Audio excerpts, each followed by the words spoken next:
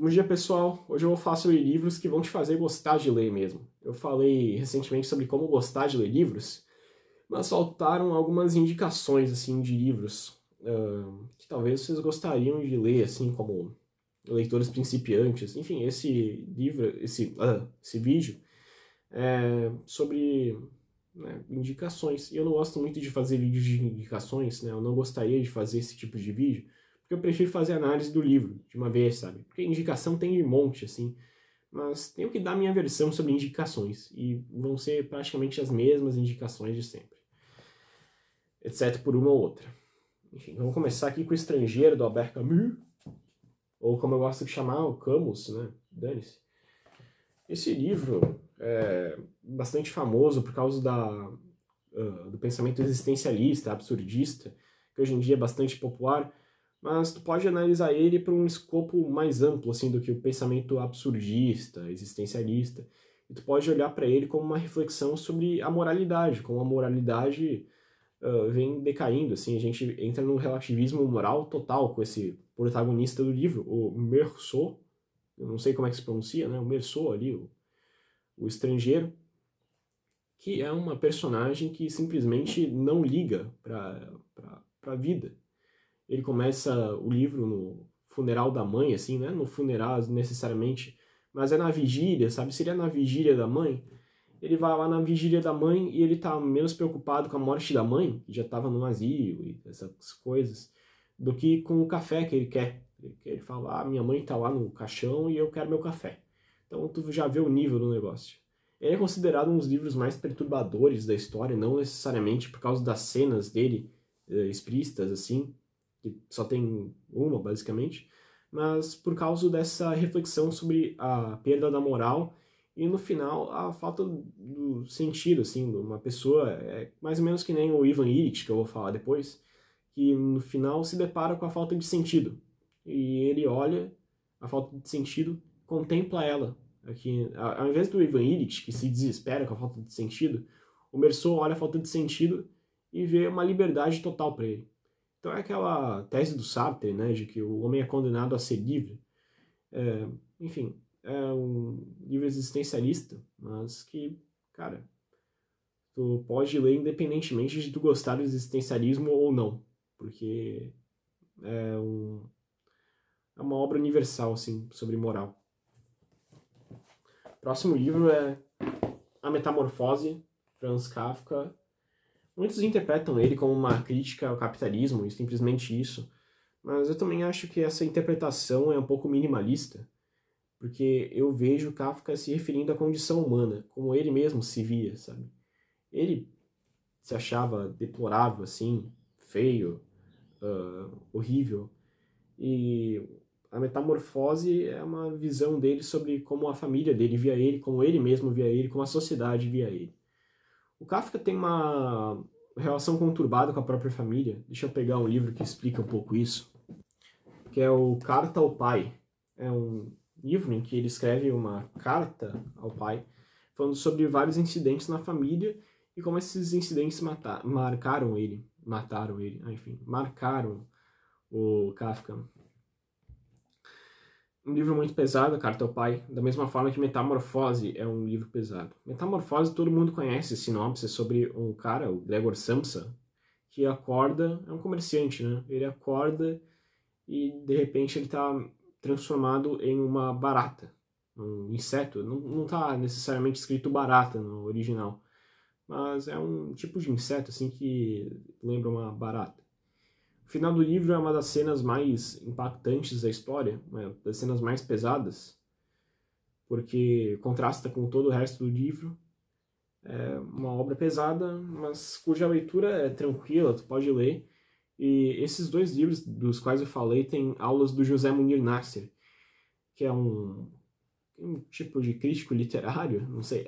Enfim, é um economista formado em letras também, que gravou várias palestras, assim, no início dos anos 2010, ali, na década passada, e no final da década anterior, falando sobre livros. Então ele fazia aulas de 3, 4 horas sobre os mais diversos clássicos de uma lista que ele preparou, e comentava. Então eu recomendo, se tu estiver sendo introduzido agora ao mundo da literatura, assistir as palestras do José Mani Nasser, que são excelentes.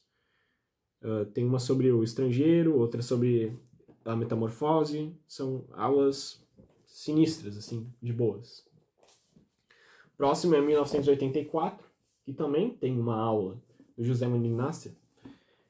É um livro que pode ser desvirtuado assim facilmente. Por exemplo, no prefácio aqui dessa edição da Dark Side tem, sabe, aqui, não deixe acontecer, não deixe o 1984 virar realidade, sabe? Beleza. É um ponto válido, mas que é aplicado de uma forma um pouco anacrônica, se tu for olhar. É só ler o prefácio que tu vai entender. Mas, fora isso, o 1984 seria uma crítica ao governo da União Soviética, ao Estado totalitário. E também seria uma reflexão sobre as duas linhas de pensamento, o stalinismo e o trotskismo. Aqui a gente tem um cara ali, como é que é o nome? Winston. Temos o Winston se aliando a uma corrente ideológica que o Estado despreza, basicamente, e as consequências disso. No fim, tem uma das cenas mais impactantes da literatura também, que é absurda, assim, e reflete muito o estado de lavagem cerebral que o Estado vem fazendo. O estado de lavagem cerebral que o Estado vem fazendo. Que o Estado pode fazer para controlar as pessoas e doutrinar elas. É outro livro que tem aula do José Mani Nasser. Eu acho que eu já falei, mas enfim. Temos também O Jogador, do Dostoiévski, que é um livro polêmico, porque é um livro russo e também é um livro do Dostoiévski. Então o pessoal naturalmente pensa que ele é difícil de ser lido. E realmente, quando tu vai ler pela primeira vez, assim, pela primeira vez, assim, na primeira hora de leitura, tu vai ler muito pouco. Vai ler umas 5, 10 páginas. Porque o estilo do Dostoiévski é distinto, né? É um estilo muito, não é rebuscado, mas minimalista, por assim dizer. Porque Dostoiévski estava sempre na corrida para ganhar dinheiro com os livros, porque ele era um pobretão, assim, que nasceu numa família aristocrata, né, mas ele não tinha muito dinheiro, assim. Então, ele estava sempre na corrida para fazer os livros. E O Jogador, é um livro que ele fez para quitar uma dívida, assim, de uma forma muito minimalista, assim, simplista, que eu estou falando, né? Mas é um livro que ele escreveu em 20 dias. Então ele está meio mal acabado, mas é uma obra, assim, fenomenal. Fala não só sobre vício em apostas, mas sobre as relações de poder, no caso aqui, entre o jogador e o viciado, né? Quer dizer, aliás, o jogador e o jogo, entre o marido e a mulher, entre o cara que está apaixonado e o objeto da paixão dele, sabe? Tem vários nuances assim nesse livro que não se reduzem só às apostas. É um livro muito completo e é engraçado, sabe? O pessoal tem uma imagem hoje em dia do Dostoiévski melancólico, baseado naquele livro, Diário do Subsolo, né? Notas do Subsolo, enfim, que tem um protagonista muito niilista e tal. E o pessoal associa esse protagonista ao próprio Dostoiévski, sempre que não é assim. Ele fez uma sátira ao niilismo dos russos lá no século XIX. O Jogador é um contraste a isso. É um livro muito engraçado que vai rir com certeza lendo esse livro. É ótimo. Não tem aula do José Mani Nasser. Esses próximos aqui não tem aula. Só o último, provavelmente. Temos aqui Edgar Allan Poe, na edição da Dark Side. Tem 2 volumes, né, da Dark Side. Tem esse primeiro e mais um. Tem também aqui a edição no original do Edgar Allan Poe, porque para quem sabe inglês é muito mais vantajoso tu ler no original. Mas talvez seja melhor ler primeiro em português para tu se familiarizar e depois ler em inglês. Porque a experiência Poe assim é completa só no original mesmo. A leitura dele é bem poética, sabe? O vocabulário dele, as frases. É uma obra que só é completa se for lida realmente no original, principalmente os poemas. Ele é um contista e poeta, eu recomendo ler ambos, né, os contos e a poesia dele. O conto que mais se destacou para mim quando eu comecei a ler Poe, isso aí faz 10 anos praticamente, é O Gato Preto, que é um conto muito pesado, mas que vai, sabe, é uma reflexão sobre alcoolismo e sobre como uma família pode ir por água abaixo por causa de um problema desses. Tem também a poesia famosa dele, né, O Corvo, que é, acho que minha poesia favorita, assim, por um valor afetivo. Porque eu tinha um amigo ano passado que morreu e a última coisa que eu ouvi dele foi ele recitando a poesia O Corvo.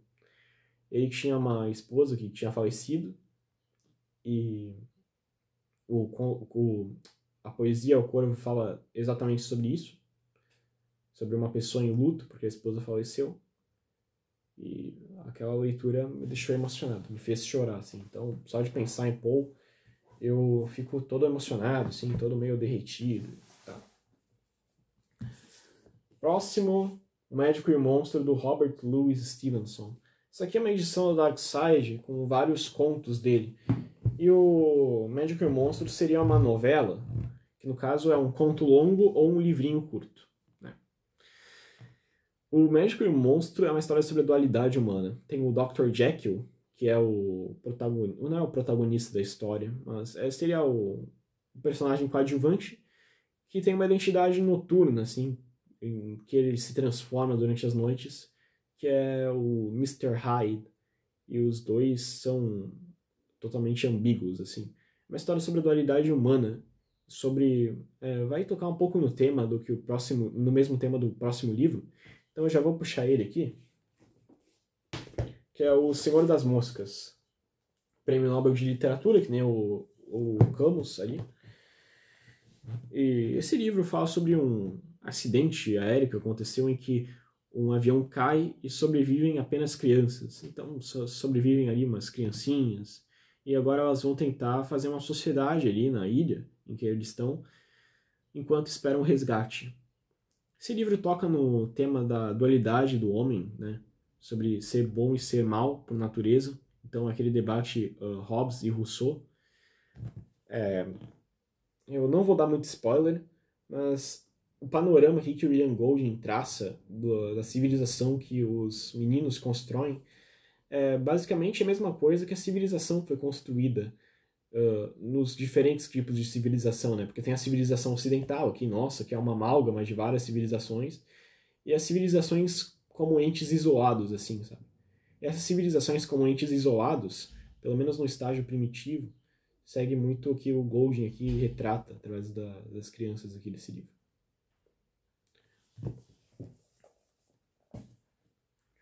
Próximo é O Velho e o Mar, do Ernest Hemingway. É um livro sobre a condição humana, sobre um velho, né, que está caçando um peixe no mar. E ele busca o peixe e ele não desiste. E eu não vou dar spoiler do final aqui do livro, mas lembra bastante o livro de Jó, para quem está habituado com a Bíblia. É uma história um pouco sobre o problema do mal, talvez. Não sei, não é necessariamente o problema do mal, mas por que Deus tira as coisas das pessoas. Né? É um livro muito fenomenal, apesar do tamanho curtinho dele, que tem umas 100 páginas, assim, tu consegue ler em um dia ou dois. Mas eu não recomendo ler com pressa, né? Eu sempre falo, lê devagar, analisa, sabe, relê se for preciso. É o que o Nietzsche falava, né? Nietzsche era filólogo, que é um tipo de especialista dedicado à análise de textos antigos e preservação deles, republicação. Ele, trabalhando assim com a filologia, era habituado com a leitura lenta dos textos. Então ele falava sempre: a modernidade é inimiga da lentidão. Então tem todo mundo aí postando o livro ali, quantos livros leu em um mês, e é uma quantidade absurda, né, de livros, mas isso aí não necessariamente é algo que tu vai aplicar na tua vida, né, que é o que importa nos livros. O que, sabe, como o livro vai te transformar, que é o sentido moral da história, né, como eu falei nos últimos vídeos. Enfim, leiam lentamente, é isso que eu quero dizer. O próximo livro não tá aqui, mas tá lá, ó, Obras Completas de Machado de Assis, ali, ó, aqueles livros, deixa eu pegar eles aí para mostrar. Aqui estão, né? São 2 boxes que eu tenho aqui. Um deles aqui é papel bíblia, que, enfim, o pessoal não gosta muito, mas para mim não faz muita diferença. São folhas brancas de papel bíblia. No primeiro volume tem os romances dele, então aqui tem desde Ressurreição, que é o primeiro livro dele, até o Memorial de Aires, o último. Aqui no segundo tem contos, no terceiro tem contos, poesia, teatro, essas coisas. No quarto tem a correspondência dele e outros textos aleatórios. Então eu recomendo esse aqui, muito bom. Aqui ó, é um 360. Enfim, Machado de Assis é um dos meus autores favoritos e é muito boa a leitura do Machado. Apesar de ser um autor que tem alguns livros mais difíceis. Esse aqui é um conjunto de livros que vale a pena, sabe? Custa R$150, um negócio assim, vem toda a obra dele praticamente. Vem só 2 livros de contos, mas vem todos os romances. Enfim. E o que eu quero trazer aqui é A Mão e a Luva. Deixa eu pegar ele aqui, que é meio difícil de pegar, por isso que eu não pego os livros, né? Do Machado de Assis, para mostrar. Porque é super difícil de arrancar fora eles aqui do casulo. Mas tem aqui, ó, A Mão e a Luva, com essa capa meio estranha. Mas tem o texto aqui, né, que é o que importa. É uma obra simples do Machado de Assis, tem um estilo mais minimalista, porque é da primeira parte da produção dele, que seria a produção romântica, sabe? É o rótulo que os críticos dão, do qual eu discordo, né? Mas seria o Machado de Assis mais simplão, assim, sabe? Novelão. Poderia imaginar esses livros da fase romântica sendo feitos assim como novelas das 6 da Globo, né? Óbvio, qualidade muito superior do Machado, né? Mas são romancezões, assim. O primeiro deles, que é Ressurreição, seria uma espécie de Dom Casmurro simplificado, né? Sobre ciúme, traição, essas coisas.